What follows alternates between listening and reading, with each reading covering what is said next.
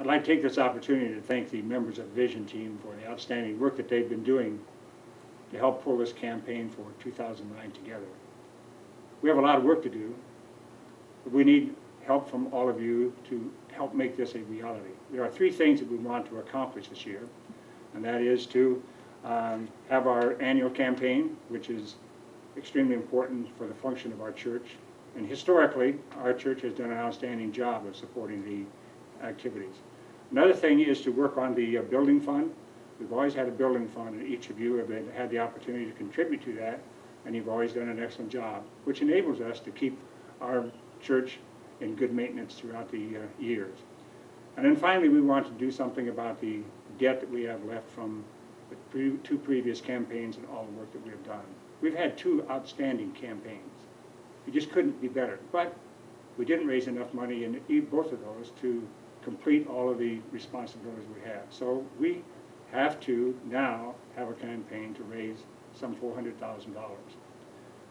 So as we think about the annual campaign and the building fund and the debt, we need to think about the commitments that each and every one of us have to do.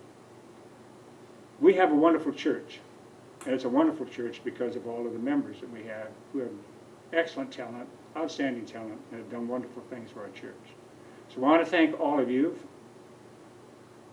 for all the work that you've done and all the work that you will be doing to help make this campaign a success.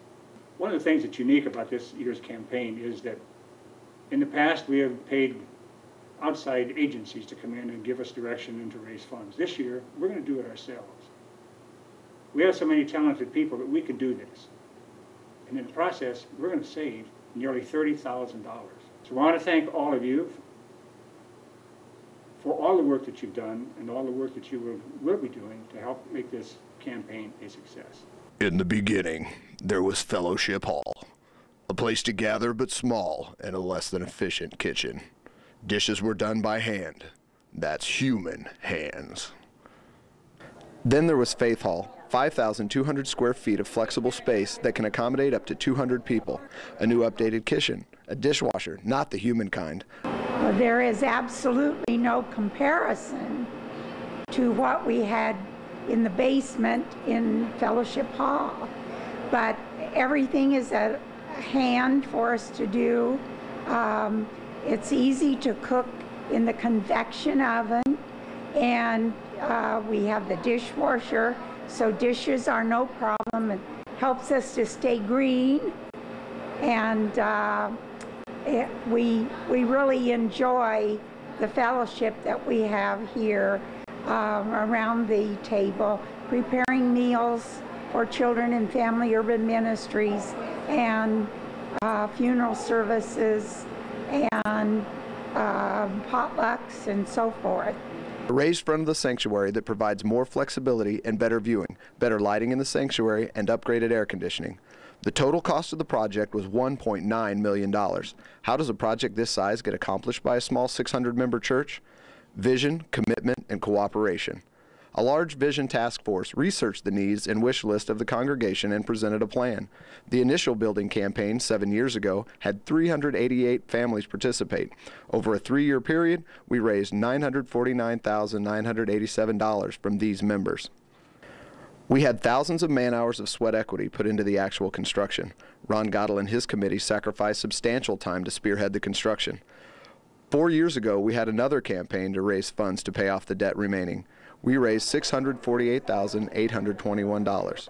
Over the two campaigns, we raised a total of $1,598,808, an astounding amount for a church our size, but debt still remains. Now we face a choice. Do we pay on a 30-year mortgage and keep the monthly payment low, or do we try to pay off the balance in 3 years and save $438,210 in interest? The former is easy, the latter is hard, and it will take vision, commitment, and cooperation. It is hard because at the same time, we need to fund the debt reduction and we need to maintain our ministry budget. So my dad was supposed to do this part of the video, but as most of you may know, he's an accountant and very, very boring. I mean, when we were growing up, we got money, allowance, and all this stuff, and he tried to tell us how we should use that money, how we should spend it wisely and all this stuff, and he was just so boring that we'd rather go clean our rooms. I mean, it was so boring that we'd rather go shopping with our mother, and most of you guys know how it is to go shopping with your mother. It was so boring. That's enough. Okay. The original building project was $1.9 million. Over 2 campaigns in 6 years, we collected almost $1.6 million. With interest, that leaves us with about $450,000 to pay off.